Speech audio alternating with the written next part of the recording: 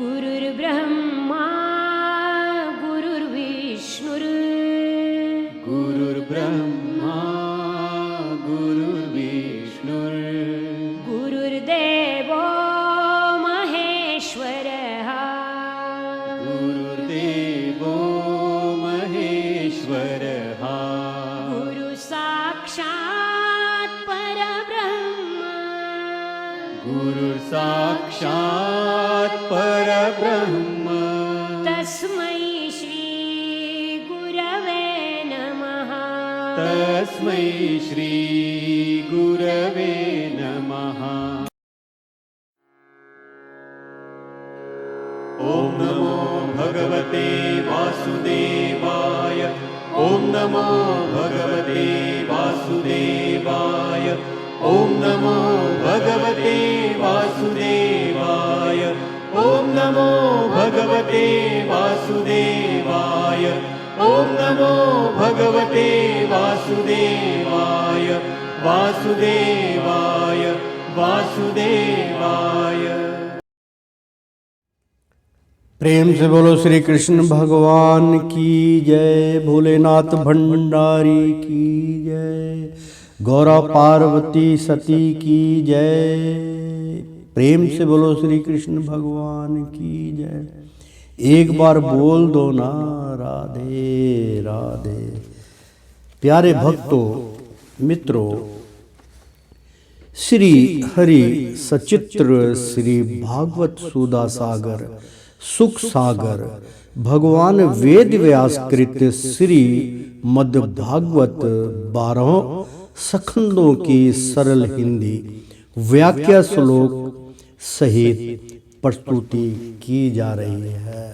मित्रों भक्तों, आचार्य श्री राजेंद्र कुमार सूर्यवंशी भगवान श्री हरि नारायण के चरणों की धूल उनके शिष्य उनके मुख के द्वारा इस भागवत भगवान श्री कृष्ण का प्रसाद आप तक पहुंचा रहे हैं। कृपया इसे ग्रहण जरूर कीजिएगा और प्रेम से बोलो श्री कृष्ण भगवान की जय। मित्रों, तीसरे अध्याय में यानी कि चतुर्थ सखंड का तीसरा अध्याय में हमने आपको बतलाया था कि यदि तुम मेरी बात ना मानकर, यानी कि व्यक्ति उनके पिता के यहाँ आयोजन में जाने के लिए बहुत प्रेशर दे रही थी, बहुत उनको बोल रही थी कि आप भी चलिए। वो कहने लगे कि बिना बुलाए मैं वहाँ नहीं जाऊँगा और उन्होंने मेरा तिरस्कार किया था,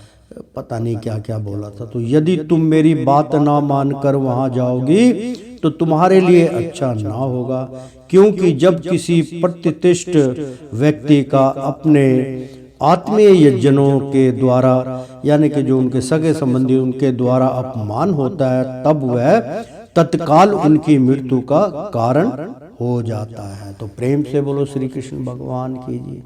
मित्रों, चौथा अध्याय अब शुरू करने जा रहे हैं।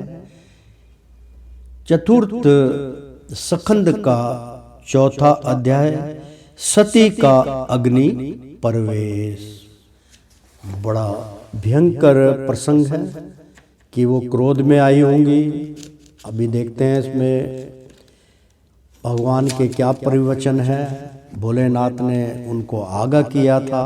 तो श्री सती का अग्नि प्रवेश। श्री मैत्री जी कहते हैं, विदुर जी, इतना कहकर भगवान शंकर मौन हो गए। उन्होंने देखा कि दक्ष के यहाँ जाने देने अथवा जाने देने से रोकने दोनों की अवस्थाओं में सती के प्राण त्याग की संभावना है। इधर सती जी भी कभी बंधुओं जनों को देखने जाने की इच्छा से बाहर आती और कभी भगवान शंकर रुष्ट ना हो जाए इस शंका से फिर लौट आती। इस प्रकार कोई बात निश्चित ना कर सकने के कारण वे दुविधा में पड़ गई। प्रेम से बोलो श्री कृष्ण भगवान की। यथार्थ विदुर जी को श्री मैत्री जी कहते हैं कि विदुर जी, इतना कहकर भगवान शंकर मौन हो गए कि आपने नहीं जाना है। उन्होंने देखा कि दक्ष के वहां जाने देने अथवा जाने देने से रोकने, मतलब उनको वहां से रोकने, दोनों ही अवस्थाओं में सती के प्राण त्याग की संभावना है। यानी कि अगर मैंने रोका तब भी वो प्राण दंत होगा, और मैं नहीं जाने दिया तो वो प्राण त्याग देंगी। इधर सती जी भी कभी बंधुजनों को देखने जाने की इच्छा से बाहर आती थी, यानी कि उनकी इच्छा प्रकट हो रही थी कि मैं अपने बंधुजनों के, अपने परिवार के लोगों को मिल लूं, चली जाऊं। वो इच्छा से कभी बाहर घर के आती थी और कभी अंदर चली जाती थी। तो भगवान शंकर रुष्ट ना हो जाए, ये भी उनके मन में शंका चल रही थी। इस शंका से फिर लौट आती थी कि नहीं, वो मेरे स्वामी रुष्ट हो जाएंगे। इस प्रकार कोई बात निश्चित ना कर सकने के कारण वे दुविधा में पड़ गई, चंचलता हो गई। बंधुजनों से मिलने की इच्छा में बाधा पड़ने से वे बड़ी अनमनी हो गई। स्वजनों के स्नेह वश उनका हृदय भर आया और वे आंखों में आंसू भरकर अत्यंत व्याकुल हो रोने लगी।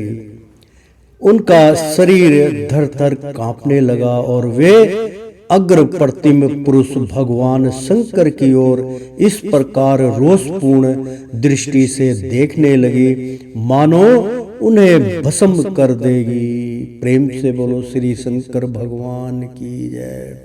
यानी कि वो बहुत क्रोधित हो गई, अपनी पति की आज्ञा ना मानने से भी क्रोधित और वहां जानने से भी क्रोधित। उनका क्रोध से इतना प्रताप बढ़ गया कि वो इस तरीके से भगवान श्री को निहारने लगी, शंकर जी को, कि उनको वो भस्म कर देगी। तो शंकर की ओर इस प्रकार रोषपूर्ण, यानी कि बहुत रोषपूर्ण गुस्से में दृष्टि से देखने लगी मानो उन्हें भस्म कर देंगी। शोक और क्रोध ने उनके चित्त को बिल्कुल बेचैन कर दिया तथा स्त्री स्वभाव के कारण उनकी बुद्धि मूढ़ हो गई। उनको समझ नहीं आ रहा था, मूर्खता उनके अंदर संपूर्ण रूप से बैठ गई, जिन्होंने प्रतिवश उन्हें अपना आधा अंध तक दे दिया था। भगवान के दो रूप दिखाए गए थे, आपने देखा होगा कि अद्र रूप, यानी कि आधा उनका पार्वती का रूप और आधा भगवान शंकर का रूप। ऐसी स्थिति में इतना वो उनसे स्नेह, प्यार और प्रेम करते थे। इनका जो उद्गम स्थल है, यानी कि भगवान शंकर वहाँ विराजमान है साक्षात, उस स्थान पे जाने में जब पंचतरणी का मार्ग आता है तो पंचतरणी के मार्ग में सब कुछ समाप्त हो जाता है। हवा, पानी, जल, ये सब चीज़ ग्रहण करने की, यानी कि सांस दम घुटने लगता है, ये हकीकत है। हम भी वहाँ रुके थे तो वहाँ पर वायु का दमन हो रहा था, सांस लेने में दिक्कत आ रही थी। पंचतरणी उसके बाद पार करने के बाद आप बिल्कुल ठीक पसंद करेंगे, सब कुछ होगा, क्योंकि वहाँ पर अमरनाथ की यात्रा है। वहाँ पे जब अमरनाथ कथा सुनाई थी तो उसका प्रभाव वहाँ पे पंचतरणी में था। तो वहाँ भगवान ने, क्योंकि जो देवी सती थी वो उनके अंदर वो पांचों तत्व को दमन करने की शक्ति नहीं थी, केवल भगवान के द्वारा ही वो सती कहलाई। तो भगवान शंकर ने उनको अद्र रूप धारण किया, आधा रूप जो है अपना अपने आधे शरीर में उनको समाहित कर लिया। तो आपने देखा होगा कई बार मित्रों, कैलेंडरों में भी उनके दो रूप दिखाए गए, तो वो यही रूप है। तो प्रेम से बोलो श्री शंकर भगवान की जय। एक बार बोल दो ना, राधे राधे पार्वती माँ की जय।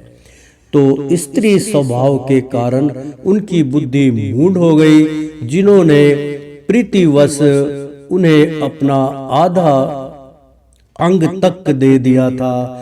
उन सत्य पुरुषों के प्रिय भगवान शंकर को भी छोड़कर वे लंबी लंबी सांसें लेती हुई अपने माता पिता के घर चल दी। सती को बड़ी ही फुर्ती से अकेली जाते देख श्री महादेव जी के मणिमान एवं मद आदि हजारों सेवक भगवान के वाहन वृक्ष भ्राराज को आगे कर तथा और भी अनेकों पार्षद और यक्षों को साथ ले बड़ी तेजी से निर्भरता पूर्वक उनके पीछे हो लिए। उन्होंने सती को बैल पर सवार करा दिया तथा मौन पक्षी, गेंद, दर्पण और कमल आदि खेल की सामग्री, श्वेत छत्र, चंवर और माला आदि राजसिंह तथा दुंदुभी, शंख और बांसुरी आदि गाने बजाने के सामानों से सुशोभित हो वे उनके साथ चल दिए। प्रेम से बोलो श्री कृष्ण भगवान की। बहुत अच्छा प्रसंग है मित्रों कि बंधुओं से मिलने की इच्छा में उसने अपनी पति का जो है कहा ना माना और अपनी इच्छा प्रकट करके क्रोध में होके कि मेरे को भगवान शंकर मेरे स्वामी ने मुझे इजाजत क्यों नहीं दी, ऐसे क्रोधित होके उनको उनके वचनों को ठुकरा के सती वहां से चल गई। बंधुजनों से मिलने की इच्छा में बाधा पड़ने से वे बड़ी अनमनी हो गई थी, यानी कि उसमें बाधा आ रही थी तो उससे बहुत अपनी मनमानी करने लगी।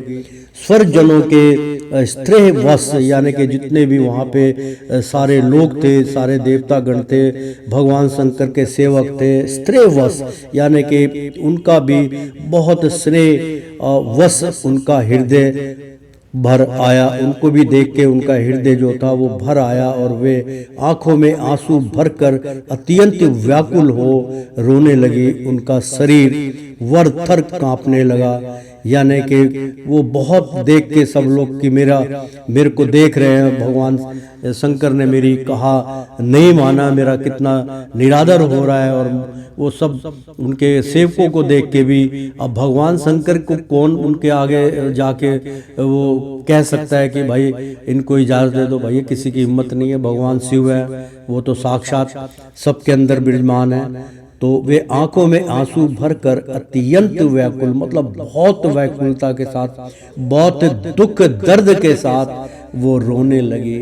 उनका शरीर थर थर कांपने लगा और वे अप्रतिम यानी कि अप्रीतम पुरुष भगवान, यानी कि अपने प्रीतम भगवान पुरुष भगवान शंकर की ओर इस प्रकार रोषपूर्ण दृष्टि से देखने लगी, यानी कि गुस्से में आके बहुत रुष्ट होकर उनको देखने लगी कि मेरी बात को नहीं माना गया और मेरा दिल तड़प रहा है अपने परिजनों को मिलने के लिए। भगवान जानते थे सब उनकी रचयिता थी, तो दृष्टि से देखने लगी मानो उन्हें भस्म कर देगी। इतना गुस्सा आ रहा था कि मैं अभी इनको अपनी शक्ति से इनको राख कर दूं, ऐसा उनके अंदर रोषपूर्ण शक्ति उत्पन्न हो रही थी। तो शोक और क्रोध ने, मतलब एक तो शोक मना रही थी कि मैं क्यों नहीं जाऊं, मेरे सब परिवार वहाँ है, मेरे पिता वहाँ है, मेरे सब कुछ वहाँ है।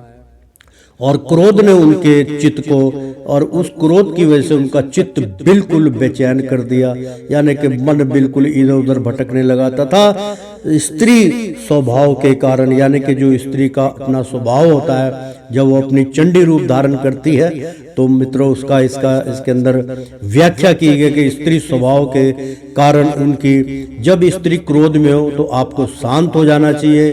क्रोध के ऊपर कभी भी, यानी कि जलती हुई अग्नि पर या जलती हुई लकड़ी के ऊपर मिट्टी का तेल या ऐसी कोई वस्तु ना डालें जिससे वो भड़क जाए। तो स्त्री का स्वभाव जानकर आप शांत हो जाइए, कुछ समय पश्चात वो भी शांत हो जाएगी। तो स्त्री स्वभाव के कारण उनकी बुद्धि मूढ़ हो गई, यानी कि बुद्धि जो है वो काम करना बंद कर दिया, मूर्खों की तरह वो ऐसा उनका वातावरण हो गया उस जगह का कि जैसे पागल हो जाते हैं आदमी, इस तरीके के मूडी हो गए। जिन्होंने प्रतिवश, यानी कि हमेशा उनके वश उन्हें अपना आधा, मतलब भगवान ने जिन्होंने प्रतिवश, यानी कि उनके हमेशा के लिए उन्हें अपना आधा अंग तक दे दिया था। भगवान शिव ने अपना आधा अंग भगवान सती को दे दिया था। उन सत्पुरुषों के प्रिय भगवान शंकर को भी छोड़कर वे लंबी लंबी सांसें लेती हुई, देखिए मित्रों कितना उसके अंदर दर्द होगा कि सिसकती हुई सांसें लेती हुई, लंबी लंबी सांस लेती हुई अपने माता पिता के घर चल दी। सती को बड़ी फुर्ती से अकेली जाते देख, यानी कि जब भगवान शंकर जब इनके मन में ऐसा प्रेम उत्पन्न हो जाता है तो श्री महादेव जी के मणि मन मतलब उनके मन के अंदर दया आई कि ये तो बहुत फुर्ती से जा रही है, ऐसा ना हो ये उनको गलत फहमी हो गई। यानी कि वो भगवान सोचने लगे कहीं ये अपने आप को ये खत्म ना कर ले, अपने आप को जला ना दे या मृत्यु को प्राप्त ना हो जाए, ये समाप्ति पे जा रही है, ऐसे क्रोध में भागी चली जा रही थी। तो सती को बड़ी फुर्ती से अकेली जाते देख श्री महादेव जी के मणिमान यानी उनके अंदर मणिमन एवं मद मतलब उनको मणिमान का मद आदि हजारों सेवक जो उनके सेवक थे, हजारों सेवक भगवान के वाहन यानी कि भगवान का वाहन आप जानते नंदी बैल था, तो वृष भरा राजन को यानी कि वर्ष भरा जा राज को आगे कर तथा और भी उन्होंने अनेकों पार्षद मतलब जो उनके संगी साथी थे और यक्षों को साथ ले बड़ी तेजी से निर्भयता पूर्वक उनके पीछे हो लिए। उन्होंने सती को बैल पर सवार कर दिया कि तुम थक जाओगी, बैल पे बैठ जाओ। तो बैल पे सवार कर दिया तथा मौना पक्षी यानी कि जो मौन धारण करते हैं यानी कि मौना पक्षी जो होता है बिल्कुल मौन शांत करके वो एक खिलौना टाइप जिसे पाल लेते हैं वो कर लेते हैं, उनकी बात हो रही यहाँ पे। मौन पक्षी गेंद जिससे गोलाकार जिससे खेलते हैं, दर्पण जो बार बार शीशे को देखते हैं, और कमल यानी कि कमल का फूल जिससे वो प्रसन्नता का प्रतीक है, आदि खेल की सामग्री। श्वेत छत्र मतलब उनके जो सिर के ऊपर जो छत्र था वो सफेद रंग का था, व्हाइट कलर का था, और चंवर और माला यानी कि उनका चंवर और माला आदि राज सिंह जो मतलब उनके राज के जो चिन्ह थे कि ये भाई भगवान भोलेनाथ की निशानी जैसे कि त्रिशूल है, भभूति है और सब कुछ उसमें ऊपर माला थी, मुंडों की माला हो गई और माला आदि राज चिन्ह तथा दुंदुभी शंख दुंदुभी यानी कि बजाने वाली जो होती है बड़ी बड़ी लंबी सी तुतरी होती है वो दुंदुभी, शंख और बांसुरी वादन भी था। आदि गाने बजाने के समानों से सुजैजित हो वे उनके साथ चल दिए। प्रेम से बोलो शंकर भगवान की जय। तद अंतर सती अपने समस्त सेवकों के साथ दक्ष की यज्ञशाला में पहुंची। वहां वेद ध्वनि करते हुए ब्राह्मणों में परस्पर होड़ लग रही थी कि सबसे ऊंचे स्वर में कौन बोले। सब और ब्रह्म ऋषि और देवता विराजमान थे तथा जहां तहां मिट्टी, काठ, लोहे, सोने, डाब और चरम के पात्र रखे हुए थे। वहां पहुंचने पर पिता के द्वारा सती की अवहेलना हुई। यह देखकर यज्ञकर्ता दक्ष के भय से सती की माता और बहनों के सिवा किसी भी मनुष्य ने उनका कुछ भी आदर सत्कार नहीं किया। अवश्य ही उनकी माता और बहनें बहुत प्रसन्न हुई और प्रेम से गदगद होकर उन्होंने सती जी को आदर पूर्वक गले लगाया, किंतु सती जी ने पिता से अपमानित होने के कारण बहनों के कुशल परिश्रम सहित प्रेम पूर्ण वार्तालाप तथा माता और मौसियों के सम्मान पूर्वक दिए हुए उपहार और सुंदर आस नादि को स्वीकार नहीं किया। यानी कि आसन जो दे रहे थे आसन दी जो कि भाई आप इस पे विराजमान होइए, स्वीकार नहीं किया। स्वर्ग लोक ईश्वरी देवी सती का यज्ञ मंडल में तो अनादर हुआ ही था। प्रेम से बोलो श्री कृष्ण भगवान की जय। मित्रों, तद अंतर यानी कि उसके पश्चात सती अपने समस्त यानी कि अपने सभी सेवकों के साथ, जो उनके आगे पीछे उनकी सेवा में माता की रहते थे, तो सती अपने समस्त सेवकों के साथ दक्ष की यज्ञशाला में पहुंची। यानी कि अपने पिता जहाँ बहुत बड़ा यज्ञ चल रहा था वहां पर वो विराजमान हुई, वहां पर वो पहुंची। वहां वेद ध्वनि यानी कि वेदों का बहुत बड़ा उच्चारण हो रहा था कि मतलब उनके जो वेद होते हैं जिनमें से ये शास्त्र बने उनका बहुत उच्चारण कर रहे थे। ओम भूर ऐसे इस तरह के उच्चारण हो रहे थे। तो वेद ध्वनि करते हुए ब्राह्मणों में, और ब्राह्मण थे, परस्पर होड़ लग रही थी। मतलब ब्राह्मणों के बहुत अधिक भीड़ भाड़ हो रही थी कि सबसे ऊंचे स्वर में कौन बोले। यानी कि एक से एक ब्राह्मण थे जो ऊंचे से ऊंचे स्वर में बोलने वाले थे सब। और ब्रह्मा ऋषि और देवता यानी कि ब्रह्मा ऋषिवर और देवता विराजमान थे। सब देवता गण भी वहां उस यज्ञ में विराजमान थे। तथा जहां तहां यानी कि जहां देखो वहां देखो मिट्टी यानी कि मिट्टी के वो लेप लगे हुए थे, मिट्टी से वो पोता गया था। काठ यानी कि लकड़ी के वो बैठने का, और उनकी चौकी जिसके ऊपर हवन होता है वो सजा रखा था। लोहे की छड़ें लगी हुई थी। सोने चांदी के वहाँ पे बहुत बर्तन थे जहाँ पे यज्ञशाला थी, और जिसमें वो सामग्री होती इस प्रकार से लोहे और सोने से वो सम्मिलित थी। और ढाब और चरम के यानी कि ढाब लोहे का जो कढ़ाई होती है, मान लो जो जिसको हम आज के टाइम में तसला भी बोल सकते हैं, यानी कि कोई भी पात्र बोल लीजिए उसका, तो ढाब ढपली को ही बोलते हैं। लेकिन ढाब जो इसके अंदर जो चीज बतलाई गई है, तो ढाब और चरम यानी कि मतलब जानवर के चमड़े के, यानी कि जैसे हिरन मार दिया करते थे शिकार, सिंह का शिकार हुआ करता था, उसकी चमड़ी सुखाकर उसका पात्र बना लेते थे। ढाब और चरम के पात्र रखे हुए थे।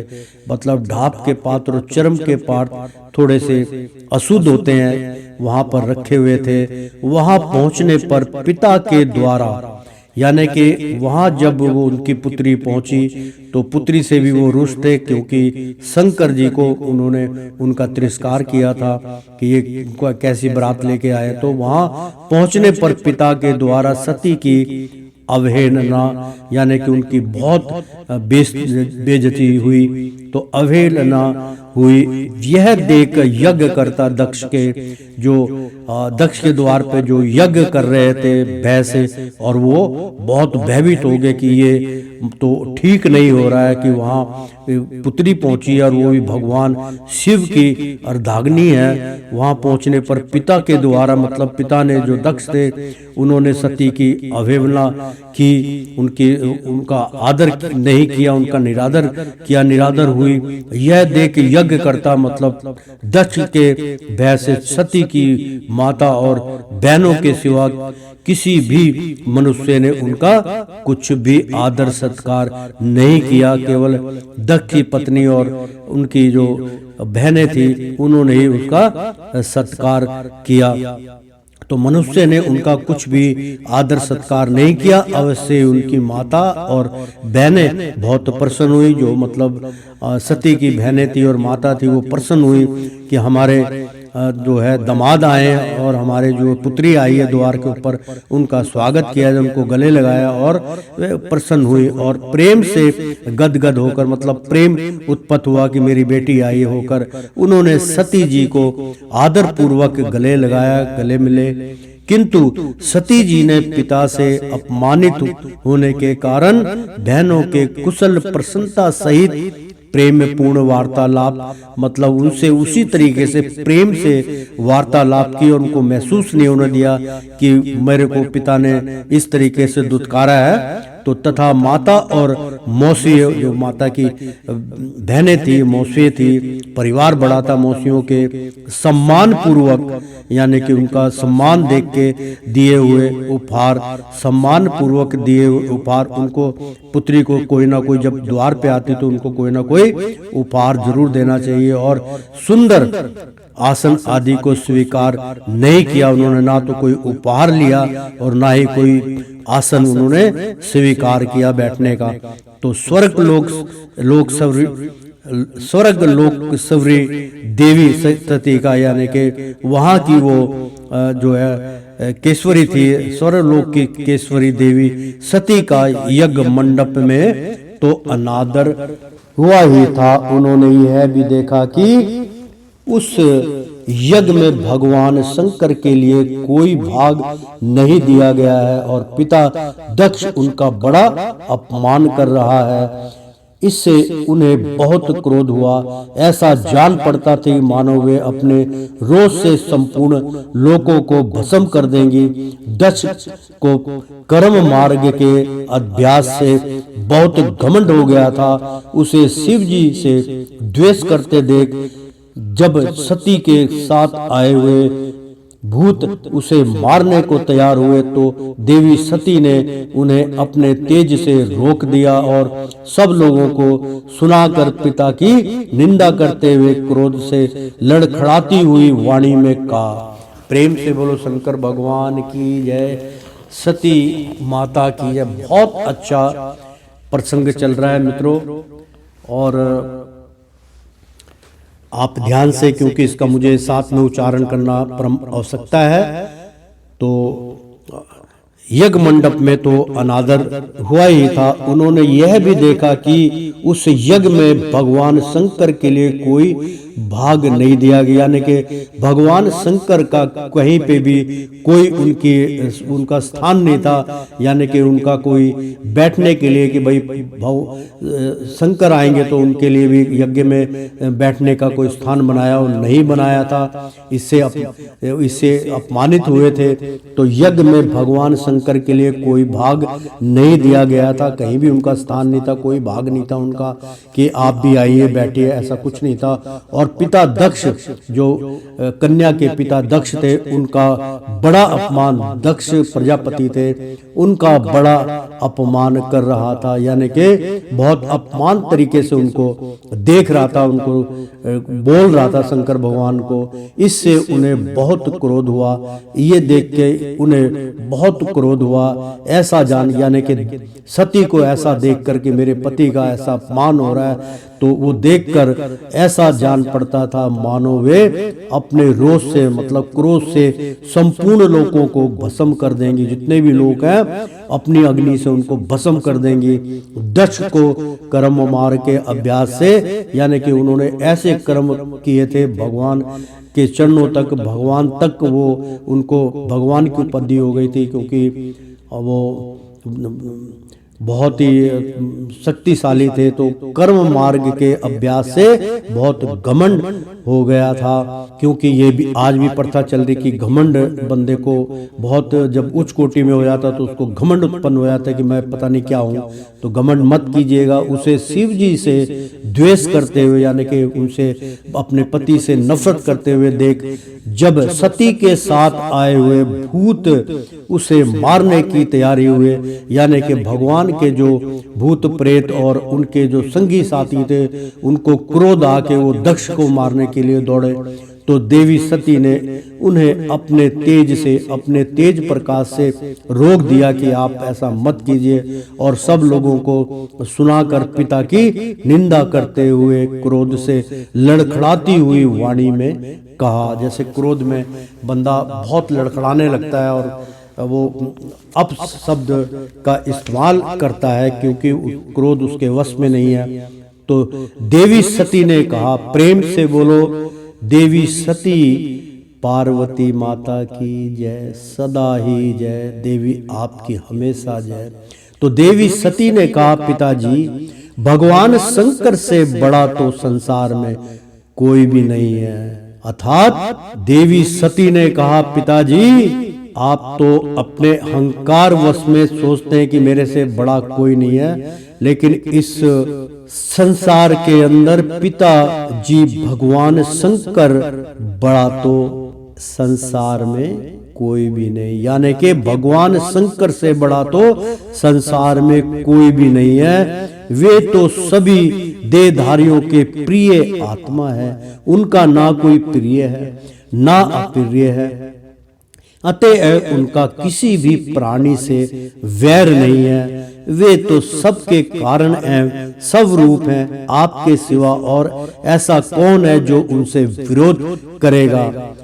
दिग्जवर, आप जैसे लोग दूसरों के गुणों में भी दोष ही देखते हैं, किंतु कोई साधु पुरुष ऐसा नहीं करते। जो लोग दोष देखने की बात तो अलग रही, दूसरों के थोड़े से भी गुणों को भी बड़े रूप में देखना चाहते हैं, वे सबसे श्रेष्ठ हैं। खेद है कि आपने ऐसे महापुरुषों पर भी दोषारोपण ही किया जो दुष्ट मनुष्य इस सब रूप शंकर यानी कि जट शरीर को, शंकर जी की बात हो रही है, जटा शरीर को ये आत्मा मानते हैं। वे यदि ईर्ष्यावश सर्वदा ही महापुरुषों की निंदा करे तो यह कोई आश्चर्य की बात नहीं है, क्योंकि महापुरुष तो उनकी इस चेष्टा पर कोई ध्यान नहीं देते, परंतु उनके चरणों की धूली उनके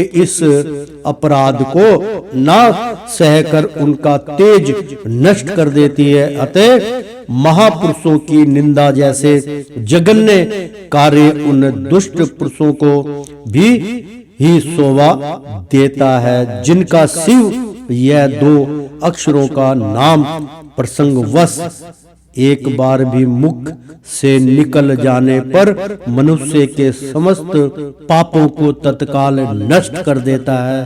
प्रेम से बोलो शंकर भगवान की जय। और जिनकी आज्ञा का कोई भी उल्लंघन नहीं कर सकता, अहो उन्हीं पवित्र कीर्ति मंडल में भगवान शंकर से आप द्वेष करते हैं। अवश्य ही आप अमंगल रूप हैं। अरे महापुरुषों के मन मधुकर ब्राह्मण नंद में उसका पान करके इच्छा से जिनके चरण कमलों का निरंतर सेवन किया करते हैं और जिनके चरना रविंद्र सकाम पुरुषों को उनके अविष्ट भोग भी देते हैं, उन विश्व बंधु भगवान शिव से आप बैर करते हैं। प्रेम से बोलो भगवान शिव माता पार्वती की ही जय। तो मित्रों, देवी सती ने कहा, पिताजी भगवान शंकर से बड़ा तो संसार में कोई भी नहीं है। तो सती ने अपने पिता को कहा, दक्ष को, कि पिताजी आप तो व्यर्थ समय गवा रहे हैं, भगवान शंकर से बड़ा तो संसार में कोई भी नहीं है। वे तो सभी देहधारियों के प्रिय आत्मा है। मतलब जितने भी हम कलयुग में क्या, त्रेता युग में क्या, द्वापर युग में क्या, भगवान शिव जो है उन्हीं की मनोरथ इस संसार में, उन्हीं के बदौलत ये संसार चल रहा है। प्रत्येक देहधारियों के वो प्रिय, प्रत्येक आत्मा में है, वो सबके प्रिय है। उनका ना ही कोई प्रिय है, यानी कि उनका ना कोई प्रिय है कि वो मैं इसको बहुत, वो सबको समस्त एक जैसा समझते हैं, ना अप्रिय, ना कोई उनसे किसी से वो घृणा करते हैं। अतएव उनका किसी भी प्राणी से वैर नहीं है। भगवान शिव किसी से भी बैर नहीं रखते। वे तो सबके कारण एवं स्वरूप है, सबके कारण वही है, क्योंकि अंत में भगवान शिव की शरणागत में ही जाना पड़ता है। तो सबके कारण एवं स्वरूप है, यानी कि जैसा उनका रूप है कि मैं जैसा प्राणी वैसे आप भी हैं। आपके सिवा और ऐसा कौन है जो उनके विरोध करेगा। मतलब आप एक ही ऐसे हैं जो उनका विरोध कर रहे हैं, बाकी कोई संसार में उनका विरोध नहीं करता। जो उनसे विरोध करेगा या उनसे दुश्मनी करेगा, जिजवर आप जैसे लोग दूसरों के गुणों में भी दोष ही देखते हैं और आप जैसे बहुत अहंकारी घमंडी जो हैं वो गुणों में ही दोष ही देखते रहते हैं कि इस बंदे के अंदर ये दोष है। तो किंतु कोई साधु पुरुष और जो साधु संत होते हैं परमात्मा को में जो विलीन रहते हैं, परमात्मा को मानते हैं, आत्मा की पूजा करते हैं कि आत्मा ही साक्षाकार है, तो आत्मा का स्वरूप तो भगवान की प्रेरणा, भगवान की भक्ति, भगवान में ही आनंद लेना। तो किंतु कोई साधु पुरुष ऐसे नहीं करते, वो ऐसा नहीं करते। जो लोग दोष देखने की बात तो अलग रही, दूसरों के थोड़े से गुण को भी बड़े रूप में देखना चाहते हैं, यानी कि वैसे भी लोग जो है जो थोड़ी भी उनके अंदर भगवान की प्रेरणा होती, भगवान की बात करते हैं, उनके गुण देखते हैं, यार ये तो बहुत सत्यवादी है, ये बहुत अच्छा है, हमेशा सत्य की शांत होकर बात करता है, उसकी भी वो सराहना करते हैं। तो थोड़े से गुण को भी बड़े रूप में देखना चाहते हैं। वे सबसे श्रेष्ठ हैं, वही सबसे उच्च कोटि के जो है भक्त होते हैं, उस कोटि के संत होते हैं। खेद यानी कि मेरे को बड़ा रुकावट है कि आपने ऐसा महापुरुषों पर भी दोषारोपण क्यों किया, दोषारोपण ही किया। जो दुष्ट मनुष्य, जो दुष्ट हैं मनुष्य, इस स्वरूप जटा शरीर को ही आत्मा मानते, भगवान शिव को ही आत्मा मानते। और इनकी देखो बहुत अच्छा प्रसंग है मित्रों, मैंने कई बार आत्मा का विश्लेषण किया, आत्मा की बात बतलाई कि आत्मा का साक्षात्कार कैसे, उनका रूप कैसे है।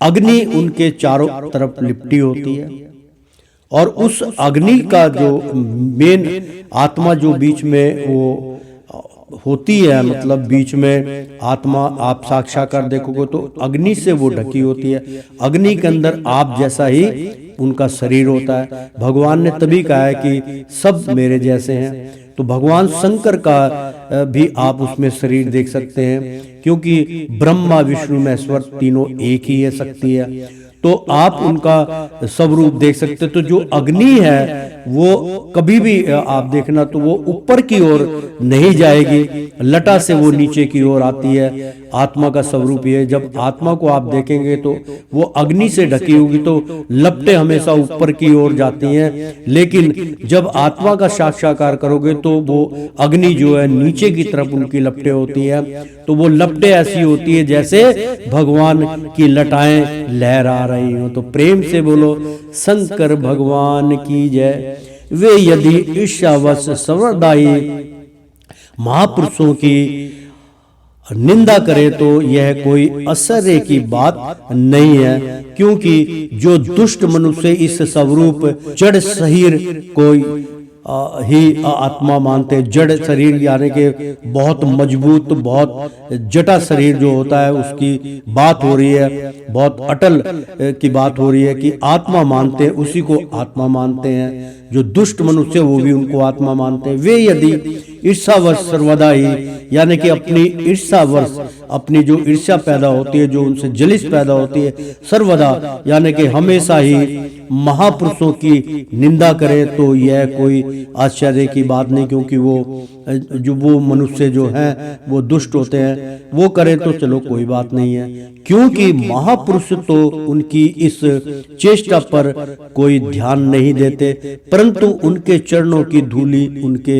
इस अपराध को नहा सहन कर उनका तेज नष्ट कर देती है। अतः महापुरुषों की निंदा यानी कि निंदा से जो है आपके अंदर जो शक्ति उत्पन्न होती है, भक्ति भाव से भगवान शिव की आराधना करते हैं, भगवान विष्णु की आराधना करते हैं या किसी भी देवता की आराधना करते हैं, अगर आप उनका निरादर करते हैं, आपके अंदर ईर्ष्या ऐसी कुछ पैदा हो जाए, आपको नफरत मिल जाए, तो ऐसे महापुरुषों की शक्ति जो है ऑटोमेटिक वो हीन हो जाती है, कमजोर हो जाते हैं, अहंकार के वश में आके वो शक्तिहीन हो जाते हैं। तो महापुरुषों की निंदा जैसे जघन्य कार्य उन दुष्ट पुरुषों को ही शोभा देता है। जो दुष्ट होते हैं वो उनको वही कार्य शुभ देता है, वो पता नहीं क्या क्या करते हैं। जिनका शिव यह दो अक्षरों का नाम यानी कि शिव,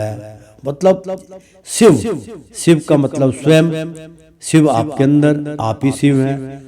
जिनका शिव यह 2 अक्षरों का नाम प्रसंग वंश मतलब उनके प्रसन्नता करने योग्य वश है, एक बार भी मुख से निकल जाने पर, यानी कि एक बार भी आप प्रेम से बोलो भगवान शिव शंकर की जय, एक बार बोल दो ना सती माता की जय, एक बार बोलो प्रेम से बोलो शिव भगवान की जय, शिव नारायण की जय, शिव पार्वती की जय। यह 2 अक्षरों का नाम प्रसंगवश एक बार भी मनुष्य के मुख से निकल जाने पर मनुष्य के समस्त पापों को तत्काल नष्ट कर देता है और जिनकी आज्ञा का कोई भी उल्लंघन नहीं कर सकता। ऐसे भगवान की आज्ञा का उल्लंघन कोई नहीं करता, उनके पाप हमेशा के लिए नष्ट हो जाते हैं। तो आहो उन्हीं पवित्र कीर्ति, अहो का मतलब होता है कि हमारे अहो भाग हमारे हैं, जो ऐसी सुंदर कथा का वर्णन हम सुन रहे हैं और हम प्रस्तुति कर रहे हैं। तो उन्हीं पवित्र कीर्ति मंगलमय भगवान शंकर से आप द्वेष करते हैं। मतलब अपने पिता को सती ने कहा कि ऐसे व्यक्ति से, ऐसे भगवान से, ऐसे पवित्र कीर्तिमान से, मंगलमय कार्य वाले भगवान शंकर से आप द्वेष करते हैं। अवश्य ही आप मंगल रूप हैं, यानी कि अमंगल रूप है, आप अमंगल कार्य करते हैं। आपके द्वारा कोई कार्य मंगल नहीं होगा, अमंगल ही होगा, क्योंकि आप दूसरों में द्वेष देखते हैं। अवश्य ही आप अमंगल रूप हैं, तो आप अमंगल हैं। अरे महापुरुषों के मन मधुकर, यानी कि जो महापुरुष होते हैं उनके तो मन मधुकर होते हैं, यानी कि मीठे और स्वादिष्ट होते हैं। मधुकर जिसको मोह लेते हैं, मधुकर ऐसा मन होता है। एक बार वाणी सुन ले तो मोहित हो जाता है प्राणी। तो महापुरुष के मन मधुकर, ब्रह्मा आनंद में रस का, यानी कि ब्रह्मा आनंद में रस का, यानी कि जब आप ध्यान योग में जाते हैं तो ब्रह्म ज्ञान जो होता है वो बिल्कुल मन मधुकर ब्रह्मानंद में रस का पान करने की इच्छा से, यानी कि ऐसा रसपान आपको प्राप्त होगा इच्छा से। जिनके चरण कमलों का नियंत्रण, यानी कि उनके चरण का नियंत्रण प्रति समय प्रतिदिन सेवन किया करते हैं, और जिनके चरण रविंद्र सकाम, यानी कि जो उस कार्य को नहीं भी करते तो सकाम कार्य होते हैं, पुरुषों को उनके अभिष्ट भोग भी देते हैं, उनका भी वो कार्य अभिष्ट करते हैं। उन विश्व बंधु भगवान शिव से आप वैर करते हैं। अरे वो तो दुष्टों का भी संहार करते हैं, दुष्टों के भी प्रेमी हैं। उनके शीश के ऊपर चढ़ के, मंदिर में वो चढ़े थे एक बारी, तो उनके शीश के ऊपर चढ़ के वो भगवान से कहता है कि मेरे को आपकी घंटे की आवश्यकता है प्रभु, मैं आपकी आज्ञा चाहता हूँ, मेरे पेट में रोटी नहीं है, मैं इसको बेचूंगा तो अपने बच्चों का, अपने सबका पेट पालूंगा। तो भगवान ने आज्ञा दे दी थी, भगवान शिव ने, कि बेटा कोई बात नहीं, तू चढ़ जा, अपना कार्य पूर्ण कर ले, मैं इससे भी प्रसन्न हूँ। तो वो जो भगवान का भक्त था वो भगवान के शीश के ऊपर, भगवान के ऊपर चढ़ के, और शीश के ऊपर चढ़ के घंटे को उतार लिया उसने और वो चला गया। तो भगवान शिव ने भी उसका कल्याण किया और उसको आशीर्वाद दिया कि कभी भी जो है तेरे को आज के बाद किसी भी देव अनिष्ट का कार्य तेरे को नहीं करना पड़ेगा, कभी चढ़ने की जरूरत नहीं, जा, तेरा दरबार, तेरा घर हमेशा भोजन से भरा रहेगा। तो प्रेम से बोलो श्री कृष्ण भगवान की जय, भोलेनाथ भंडारी की। ये मैंने बीच में एक तर्क दिया आपको, तो जीवन मृत्यु का रहस्य भगवान शिव में मैंने ये वाणी कही थी, तो मैंने उसको बतलाया है, जो मुझे नहीं पता ग्रंथों का क्या है। तो देते हैं उस विश्व बंधु भगवान शिव से आप वैर करते हैं, ऐसे भी आप उनसे ऐसे मतलब भगवान शिव से आप वैर करते हैं, आप बिल्कुल निरादर पूर्वक हैं, गलत हैं। वे केवल नाम मात्र के शिव हैं, उनका देव असी शिव रूप अमंगल रूप है। इस बात को आपके सिवा दूसरे कोई देवता संभवत नहीं जानते, क्योंकि जो भगवान शिव शमशान भूमि ग्रस्त भूमिग्रस्त नर मुंडों की माला, चिता की भस्म और हड्डियों पहने जटा बिखेरे भूत पिशाचों के साथ शमशान में निवास करते हैं, उन्हीं के चरणों पर से गिरे हुए निर्माल्य को ब्रह्मा आदि देवता अपने सिर पर धारण करते हैं। यदि निकुर सक लोग धर्म मर्यादा की रक्षा करने वाले अपने पूजनीय स्वामी की निंदा करें तो अपने में वे उसे दंड देने की शक्ति न होने पर कान बंद करके वहां से चला जाए, और यदि शक्ति हो तो बलपूर्वक पढ़कर यानी कि उनको पकड़कर उस बकवाद करने वाली अमंगल रूप दुष्ट जीवा को काट डाले। प्रेम से बोलो श्री कृष्ण भगवान की जय। ये अर्थात मित्रों, वे केवल नाम मात्र के शिव हैं, यानी कि वो उनके जो पिता का भाव था वो जो इस तरीके से बोलते थे कि वो केवल नाम मात्र शिव है। उनका वेश यानी कि उनकी जो वेशभूषा है असी शिव रूप, यानी कि वो केवल रूप धारण करते हैं। अमंगल रूप यानी कि भगवान शिव नहीं है, वो अमंगल रूप है, मतलब उनका अमंगल रूप है। इस बात को आपके सिवा दूसरा कोई देवता संभवत नहीं जानते, यानी कि आप इस बात को कहते हैं या आप ही इस बात को जानते हैं, बाकी संसार में देवी देवता कोई भी इस बात को नहीं जानते। इसलिए इसका मैं संपूर्ण खंडन करती हूँ, क्योंकि जो भगवान शिव शमशान भूमिग्रस्त नरमुंडों की माला, चिता की भस्म और हड्डियां पहने जटा बिखेरे भूत पिशाचों के साथ शमशान में निवास करते हैं, उनका जो वेशभूषा है सब जानते हैं। उन्हों के चरणों पर से गिरे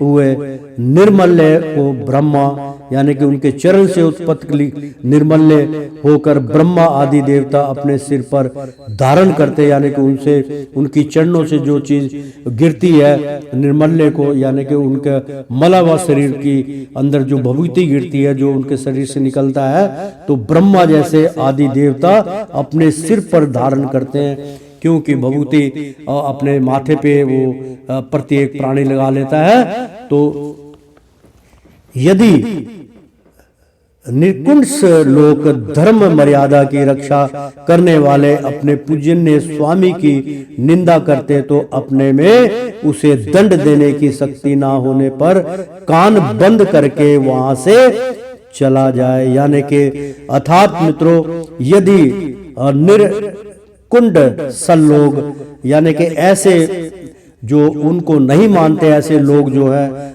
धर्म मर्यादा की यानी कि धर्म का जो मर्यादा की रक्षा नहीं कर सकते, धर्म की रक्षा नहीं कर सकते करने वाले अपने पूजनीय स्वामी की निंदा करते या अपनी निंदा स्वामी की निंदा करे तो अपने में उसे दंड देने की यानी कि स्वयं उसको इस बात का आभास होना चाहिए कि मैंने ये गलती की है, भगवान के बारे में मुझे ऐसा नहीं कहना चाहिए था। शक्ति ना होने पर, अगर उनके पास ऐसी शक्ति नहीं है तो होने पर कान बंद करके यानी कि वो शब्दों को ना सुने, कान बंद करके वहां से चला जाए। और यदि शक्ति हो तो यानी कि अगर तुम्हारे अंदर पावर है, तुमने कुछ प्राप्त किया है, तो बल पूर्वक पढ़कर उस बकवास यानी कि ऐसे उल्टे सीधे जो व्याख्या करते हैं भगवान ऐसे हैं वो हैं, उन्होंने तो ये करा, भूतनाथ है, फलान ढमकान, तो करने वाले अमंगल रूप यानी कि ये सब कुछ अमंगल कार्य होता है। दुष्ट अमंगल रूप दुष्ट जीवा को, जो जिस जीवा से ऐसे कुटर ऐसे वचन निकाले जाते हैं, ऐसे कुटर वचन ताने दिए जाते हैं, तो काट डालें। इस पाप को रोकने के लिए स्वयं अपने प्राण तक दे यही धर्म है।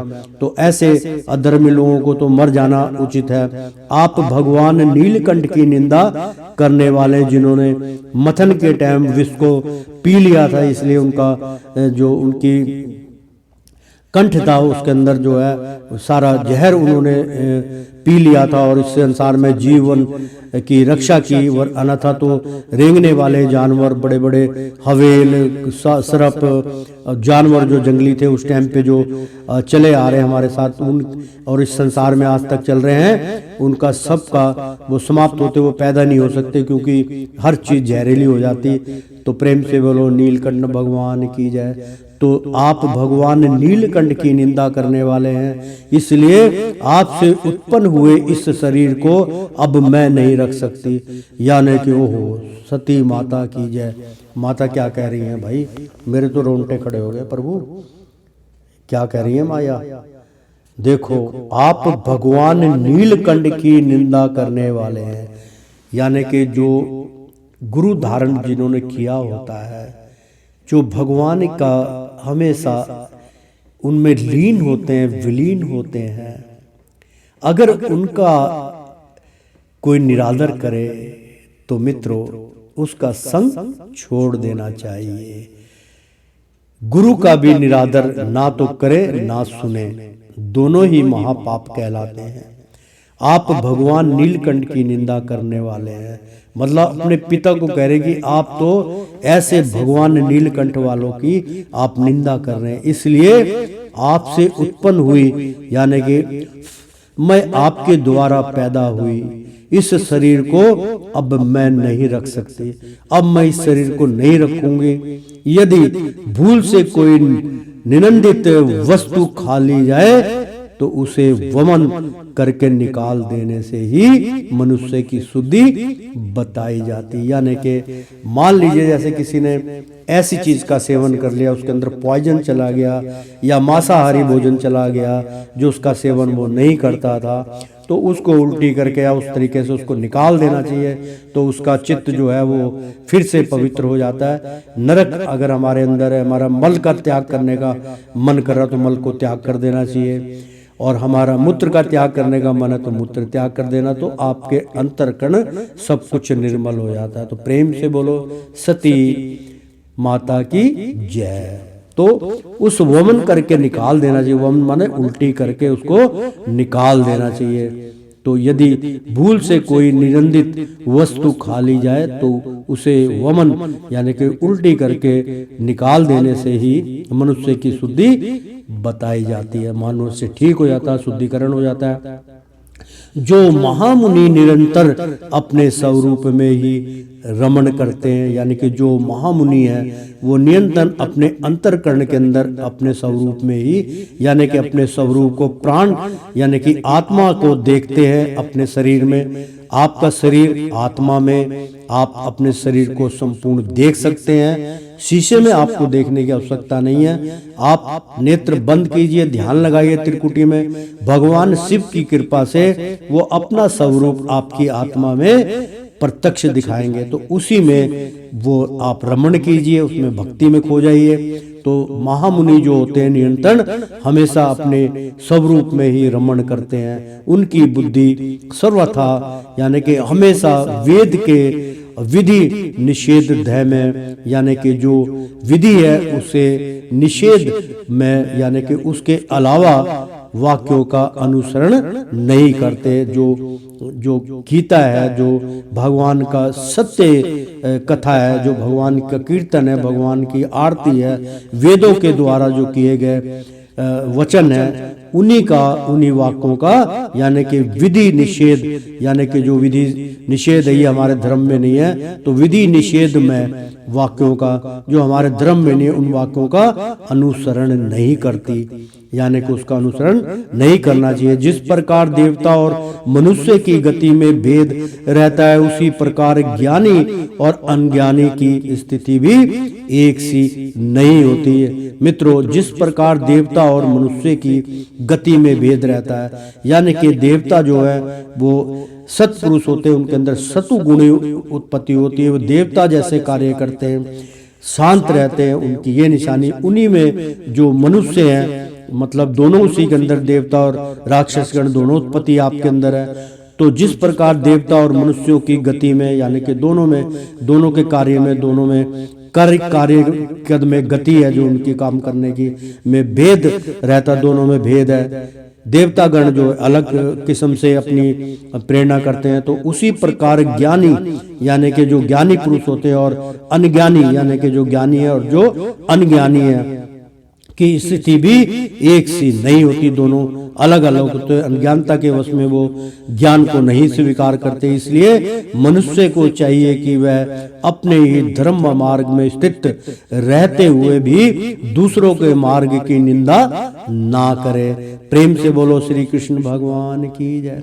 इसलिए मनुष्य को चाहिए कि वह अपने ही धर्म मार्ग में स्थित रहते हुए भी यानी कि अपने धर्म के मार्ग पे चलते हुए भी दूसरों के मार्ग की निंदा ना करें।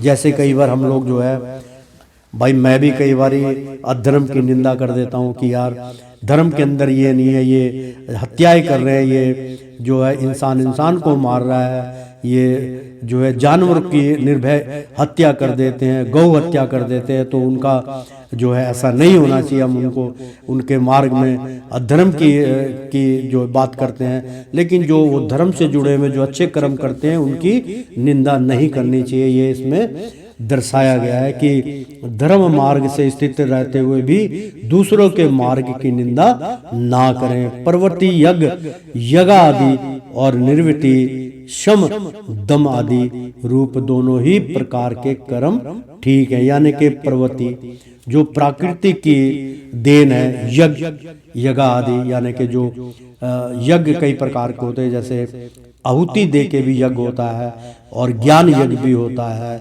और ध्यान यज्ञ भी होता है। जो भी भगवान से जुड़ते हैं वो सब यज्ञ ही कहलाते हैं, वो सतो गुणी से उत्पन्न होते हैं। तो प्रेम से बोलो सती देवी की जय। तो प्रवृत्ति यानी कि उसी से जो प्रवृत्ति होती है, उसी से जो चीज उत्पन्न होती है, यज्ञ इत्यादि। और निर्वृत्ति यानी कि उससे निर्वृत्ति जो कार्य से अलग होते हैं, यानी कि उस कार्य से भी नहीं तो और अलग अलग तरीके से जो कार्य सम दम आदि यानी कि जो स्वयं कार्य दम आदि यानी कि रूप दोनों सम और दम आदि रूप दोनों ही प्रकार के कर्म ठीक है। यानी कि अगर आप किसी भी प्रकार से दम आदि से भी आप अपने योग साधन से भी करते हैं वो भी ठीक है, सम आदि से करते हैं वो भी ठीक है, सुबह करते हैं शाम करते हैं, निर्वृत्ति है, सब में रूप दोनों ही प्रकार के कर्म ठीक है। वेद में उनके अलग अलग रागी और विरागी दो प्रकार के अधिकारी बताए गए हैं। परस्पर विरोधी होने के कारण उक्त दोनों प्रकार के कर्मों का एक साथ एक ही पुरुष के द्वारा आचरण नहीं किया जा सकता। भगवान शंकर तो पर ब्रह्मा परमात्मा है, उन्हें इन दोनों में से किसी भी प्रकार का कर्म करने की आवश्यकता नहीं है। अर्थात मित्रों, प्रवृत्ति यज्ञ आदि अर्थात दो है, यज्ञ और यज्ञादि दोनों बतलाए गए हैं कि आप किसी प्रकार से भगवान का भजन कीजिए, कीर्तन कीजिए और निर्वित या सब चीज कार्य से होकर भगवान का भजन कीजिए। साम दम आदि यानी कि साम वेद दम आदि यानी कि सारे वेदों का ज्ञान ज्ञाता, सम वेद भी होते हैं, दम आदि भी होते हैं और उनके स्वरूप भी आप भजन कीर्तन सब कुछ कर सकते हैं, वेदों का ज्ञान उत्पत्ति कर सकते हैं, आप गायत्री भजन कर सकते हैं। तो रूप दोनों की दोनों ही प्रकार के कर्म ठीक है, दोनों प्रकार के कर्म ठीक होते हैं, शुद्ध होते हैं। वेद में उनके यानी कि वेद की बात आ गई समवेद, तो वेद में उनके अलग अलग रागी यानी कि मित्रों एक बात बतला दूं मैं कि एक एक शब्दों के कई मायने रखते हैं, इसलिए प्रत्येक एंगल से हम बताने की आपको कोशिश करते हैं। तो वेद में यानी कि वेदों से ही ग्रंथ उत्पन्न हुए हैं, वेदों से ही सब कुछ होता है। 12 वेद हैं, उनमें से 8 वेद हुए, फिर 4 वेद हुए, 4 वेद में से फिर बढ़ के 12 वेद बने। इस तरीके से वेदों की कथन है। मैं वेदों का इसके अंदर नहीं वर्णन कर रहा हूँ क्योंकि जो ग्रंथ है मैं केवल ग्रंथ का ही उच्चारण करूँगा, माफ कीजिए, जो आ जाता है तो उसको मैं थोड़ा सा बोल देता हूँ। तो वेद में उनके अलग अलग रागी और विरागी यानी कि जो वेद के द्वारा अलग अलग तरीके से उसके राग अलापते हैं और विरागी उनके विपरीत जो रागी होते हैं भजन कीर्तन के, 2 प्रकार के अधिकारी बताए गए हैं। तो दोनों प्रकार के उसके रागी बतलाए गए हैं। परस्पर यानी कि जो परस्पर विरोधी यानी कि जो इससे धर्म के विरोधी होते हैं कि भाई ये ऐसा नहीं है, ऐसा आचरण होना चाहिए, एक दूसरे पे छींटाकशी करना, वो उस तरीके के विरोधी होने के कारण उक्त दोनों यानी कि उसके कारण दोनों प्रकार के कर्मों का एक साथ एक ही पुरुष के द्वारा आचरण नहीं किया जा सकता। मतलब एक पुरुष एक बार में दोनों काम नहीं करे, या तो आप धर्म के मार्ग पे चलेंगे या फिर अधर्म के मार्ग पे चलेंगे।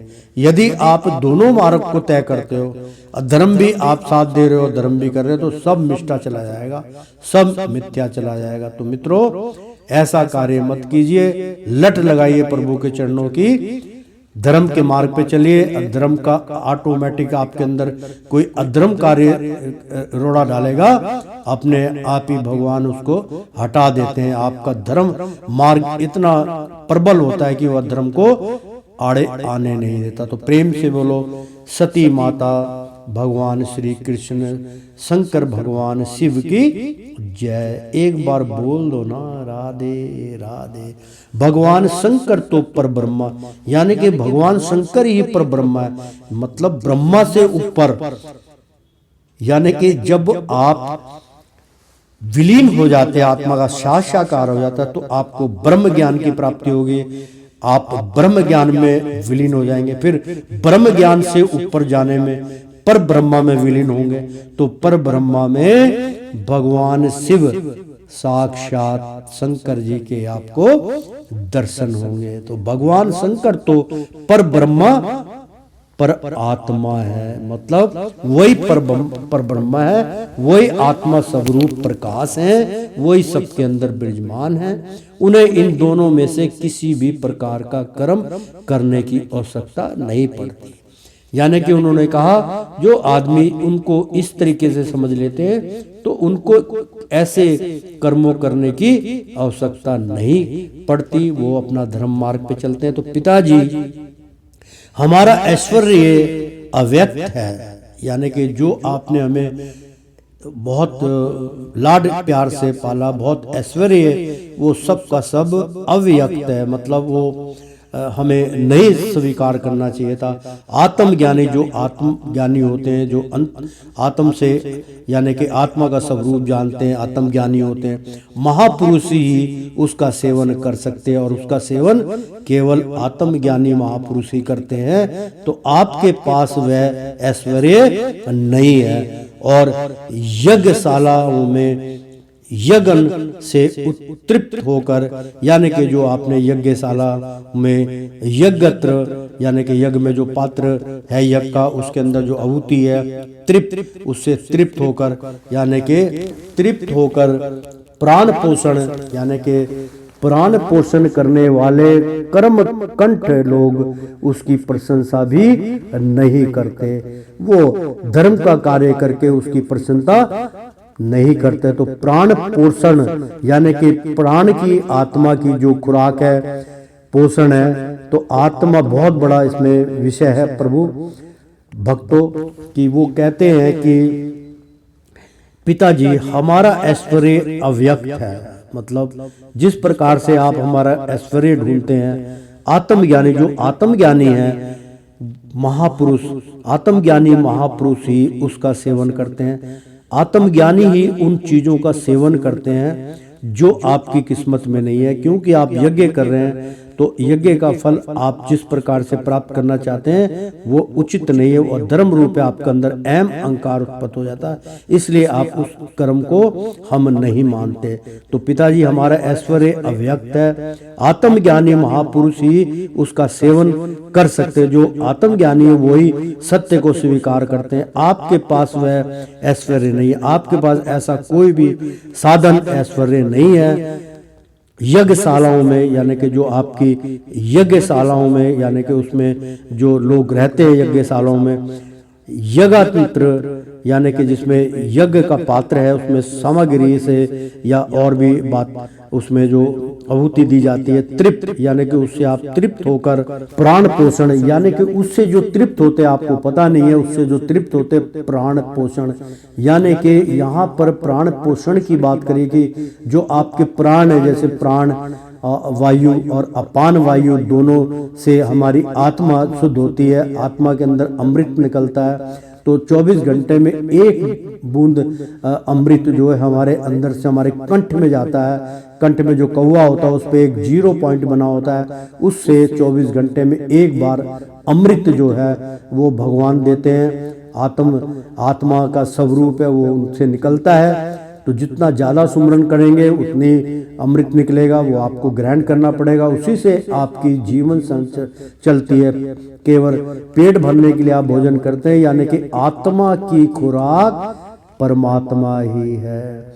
यानी कि अगर प्राण का आप पालन पोषण करते हैं और आत्मा का पालन पोषण करते हैं तो उनकी शुद्धता के लिए भगवान का भजन कीर्तन सुमरण बहुत जरूरी, वही उनकी खुराक है। तो प्रेम से बोलो श्री श्री भगवान शंकर भोलेनाथ सती माता की जय। एक बार बोल दो ना, राधे राधे। प्राण पोषण करने वाले कर्मठ लोग उसकी प्रशंसा भी नहीं करते। ऐसे लोग किसी चीज की प्रशंसा नहीं करते। आप भगवान शंकर का अपराध करने वाले हैं।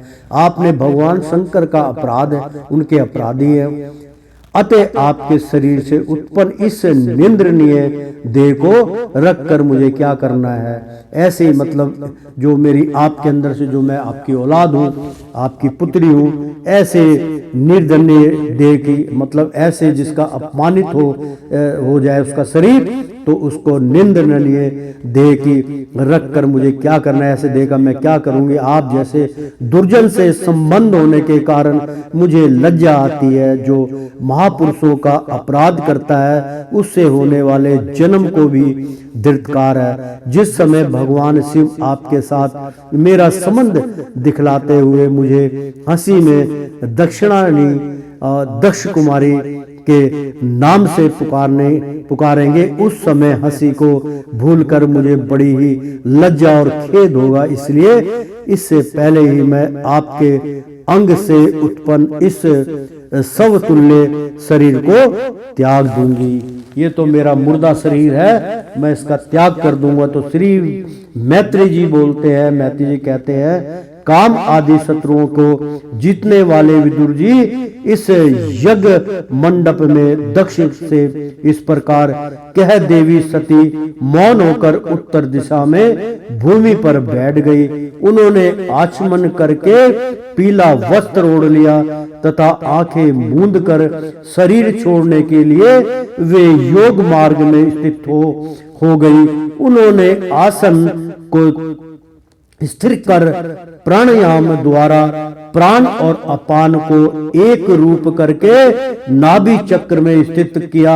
फिर उदान वायु को नाभि चक्र से ऊपर उठाकर धीरे धीरे बुद्धि के साथ हृदय में स्थापित किया। इसके पश्चात अनिंददा सती इस हृदय स्थित वायु को कंठ मार्ग से भ्रुक कुटियों के बीच में, यानी कि भौं के बीच में, कुटियों के बीच में ले गई। इस प्रकार जिस शरीर को महापुरुषों के भी पूजनीय भगवान शंकर ने कई बार बड़े आदर से अपनी गोद में बैठाया था, दक्ष पर कुपित होकर उसे त्यागने की इच्छा से मन अश्विनी सती ने अपने संपूर्ण अंगों में वायु और अग्नि की धारणा की। अपने पति जगत गुरु भगवान शंकर के चरण कमल मकरंद का चिंतन करते करते सती ने और सब ध्यान भुला दिए। उन्हें उन चरणों के अतिरिक्त कुछ भी दिखाई ना दिया। इससे वे स्वतः निर्दोष अर्थात मैं दक्ष कन्या हूँ ऐसे अभिमान से भी मुक्त हो गई और उनका शरीर तुरंत ही योग अग्नि से जल उठा। प्रेम से बोलो श्री कृष्ण भगवान की जय। मित्रों, बहुत अच्छा प्रसंग है, सुंदर है।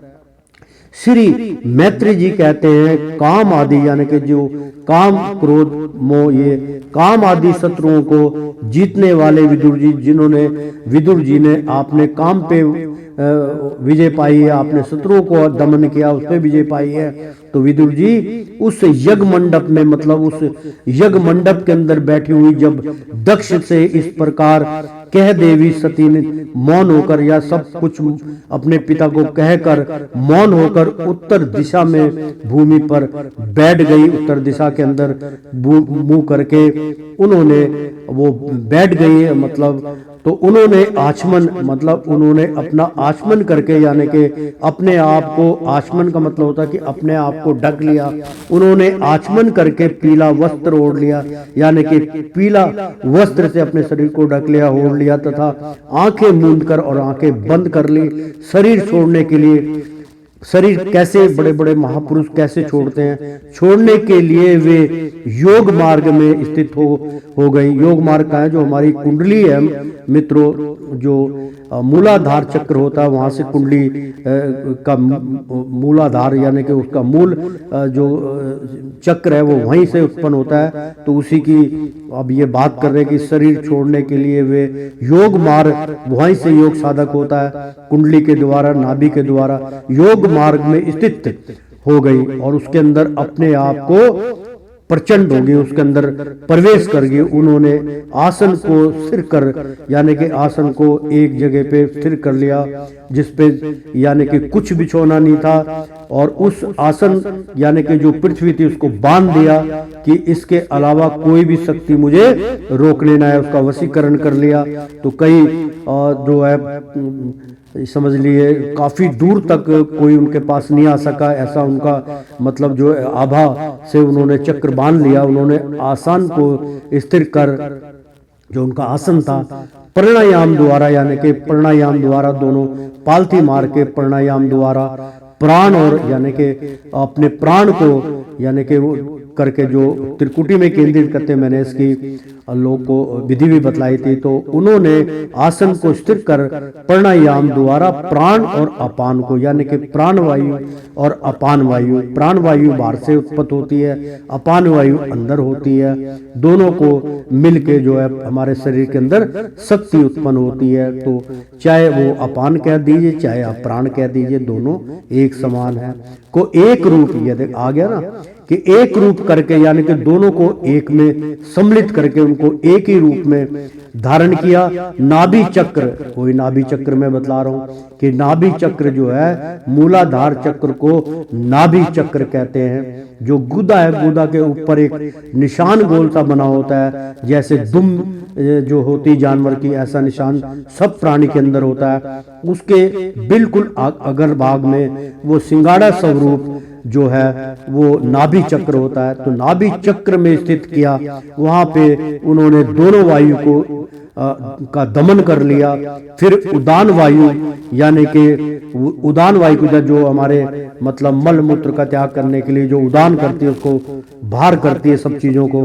तो फिर उदान वायु को नाभि चक्र से, यानी कि दोनों जब जो है उसको अपान वायु और प्राण वायु को जब दमन कर लिया तो उदान वायु रह गई। तो उदान वायु को नाभि चक्र में, उदान वायु जो अंदर की वायु थी जिससे हम सारा संचालन पूरे यानी कि हमारे इंद्रियों का चलता है, वो सारा उदान वायु में होता है। तो फिर उदान वायु को नाभि चक्र से ऊपर उठाकर, यानी कि उसको जो है उसको नाभि चक्र से ऊपर उठाने की सहस्त्र धारा में ले जाने की हुई, सारे 7 चक्र जो है उसको भेदना पड़ता है। तो उठाकर धीरे धीरे बुद्धि के साथ, यानी कि अपने बुद्धि को स्थिर के साथ हृदय में, यानी कि पहले हार्ट बंद ना हो जाए उससे पहले में स्थापित किया, यानी कि अपने हृदय में उसको स्थापित कर लिया कि अब यहाँ से आप कहीं नहीं जाएंगे, एकाग्र कर लिया।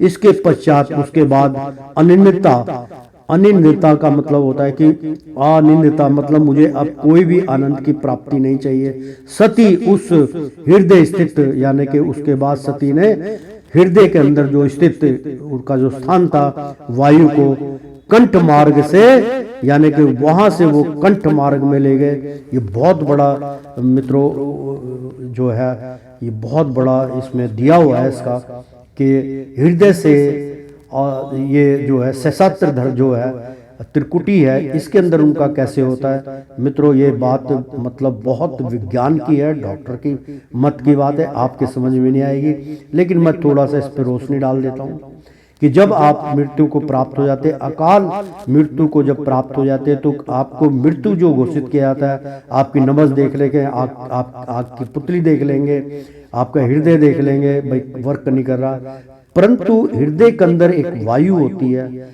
एक नाड़ी होती है, वो हमारी गर्दन से मतलब सहस्त्र धारा से गर्दन के अंदर दो मोटी नाड़ी होती है साइड में, उसके दूर आगे नहीं होती, साइड के अंदर बाएं दाएं की तरफ, वो बाएं तरफ उसका रुख होता है, और वो मोटी 2-3 नसें जो होती है उसके ओट में उसको वो छिपी हुई नस होती है, उसके अंदर वो धड़कन छिपी होती है। तो उसको जब संपूर्ण देखा जाता है तो वो धड़कन अगर बंद हो जाए तब आदमी मृत्यु को प्राप्त होता है, अन्यथा कई बार मृत्यु को प्राप्त नहीं होता और जीवन काल के अंदर ही उसको जो है मृत्यु घोषित कर दिया जाता है। मित्रों बहुत बड़ा ये एक डॉक्टरी जो है उपाधि की मैं बात बतला रहा हूँ, आम बंदे को इस बात का पता नहीं। इसमें देखो ग्रंथ के अंदर इसका उच्चारण दिया करो, मैं संपूर्ण इसका उच्चारण करके बतला रहा हूँ, क्योंकि मैंने डिजास्टर मैनेजमेंट की भी मैंने ट्रेनिंग की, मैं डिफेंस में था और मैंने इसकी ट्रेनिंग ली हुई है, मैंने डॉक्टरी की भी ट्रेनिंग ली है, आपातकालीन स्थिति में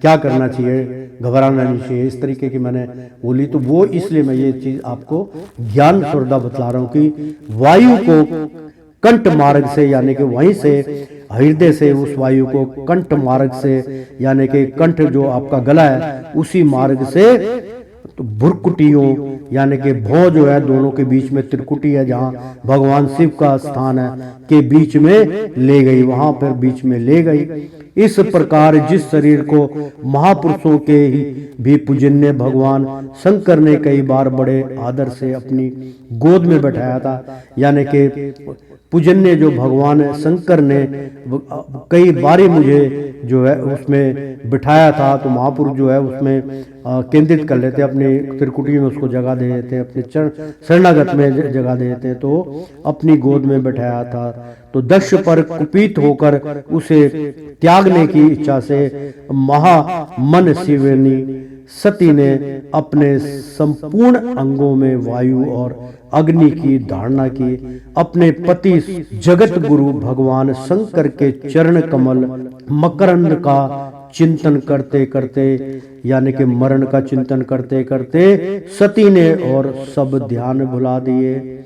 उन्हें उन चरणों के अतिरिक्त कुछ भी दिखाई ना दिया। इससे वे सर्वथा निर्दोष अर्थात मैं दक्ष कन्या हूँ ऐसे अभिमान से भी मुक्त हो गई और उनका शरीर तुरंत ही योग अग्नि से जल उठा। प्रेम से बोलो सती देवी की, क्योंकि इसी के बाद उनका नाम सती पड़ा था, उनको ये कार्य सौंपा गया था, यानी कि सब लिखा हुआ था। तो उस समय वहां आए हुए देवता आदि ने जब सती का देह त्याग रूप यह महान आश्चर्य में चरित्र देखा, तब वे सभी हाहाकार करने लगे और वह भयंकर कोलाहल आकाश में एवं पृथ्वी तल पर सभी जगह फैल गया।